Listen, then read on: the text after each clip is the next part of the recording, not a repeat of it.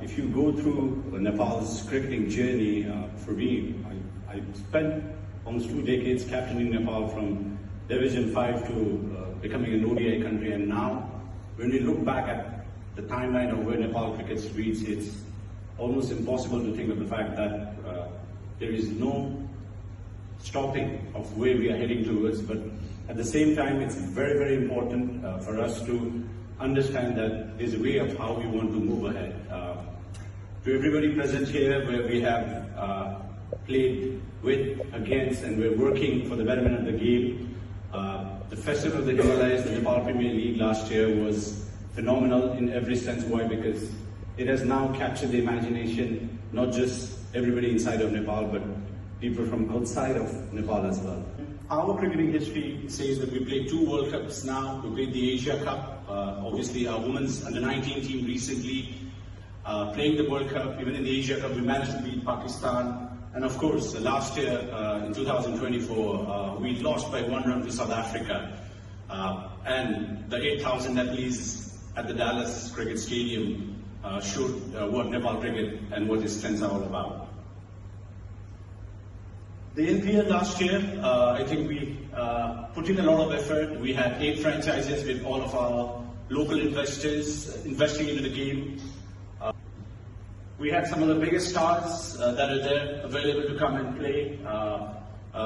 Shikhar Dhawan, who just retired from the IPL last year, came in. Jimmy Neesham, who's played franchise cricket all over the world, finally won his first ever T20 championship, and that was in Nepal. And it was a story where I spoke to Jimmy. He said maybe it had to happen at the base of the Himalayas, where where Nepal is renowned for its mountains, but now Nepal is also making its mark through cricket.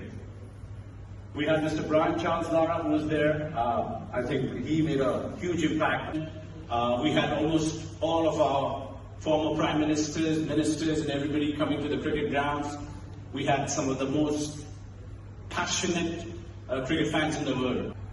The Nepal Premier League last year, the trophy that you see has the rock on top of it, which was brought from the base of the Everest. One of the messages that we wanted to send the world was, if global warming is an issue, we want to make sure that, because Mount Everest is in Nepal, we also wanted to tell everybody that that trophy is going to be unique, and also be sending a message that global warming is here and we need to protect our environment.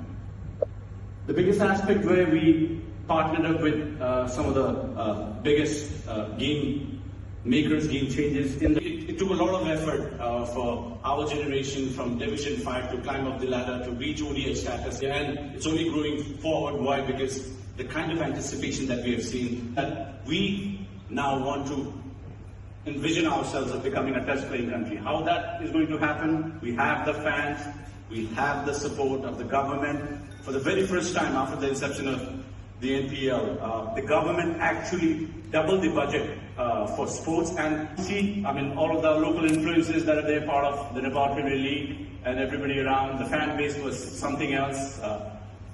And most importantly, there's this young boy who just captained Nepal in the recently under-16 championship, where 8 months ago he was nowhere to be seen. He was found from a talent hunt program, and later on he went on to play the under-19s and also went on to captain Nepal, and the next thing you know, he's won a championship already for Nepal. Women's cricket also is an important part of our growth.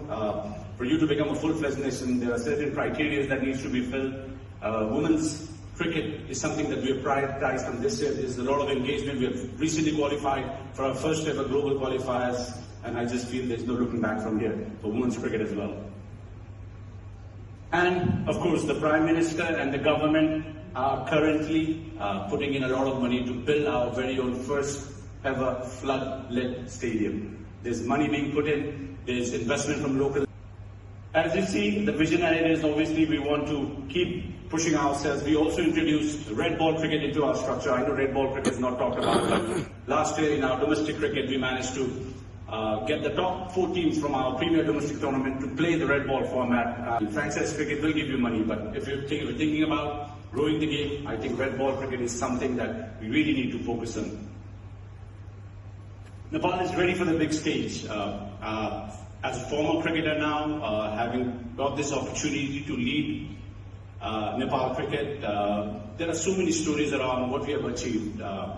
Once upon a time, people never believed that Nepal could ever play any World Cup in any sport. But back in 2014, when our generation got into the World Cup, and it took us 10 years, and between we became an ODI country, and now, having played the World Cup last year, the qualifiers coming in this year, there is huge anticipation over where Nepal cricket is heading towards.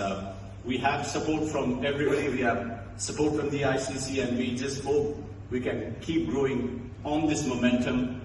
Nepal cricket is here. It's an impact that a tournament last year made, which has now made our cricket and our financial system very robust, very concrete, and I hope we can keep building on this. And to the ICC, we are just waiting to have some of the bigger teams come over to Nepal. We're playing the West Indies this September, our first ever series against a test playing country. Very, very grateful to the West Indies Cricket Board, and like I said, the more cricketing nations around us with some of the most passionate cricket fans and the backing of everybody back home in Nepal, hopefully Nepal cricket in the near future will become a test playing nation or a full member is what we strive towards and working towards.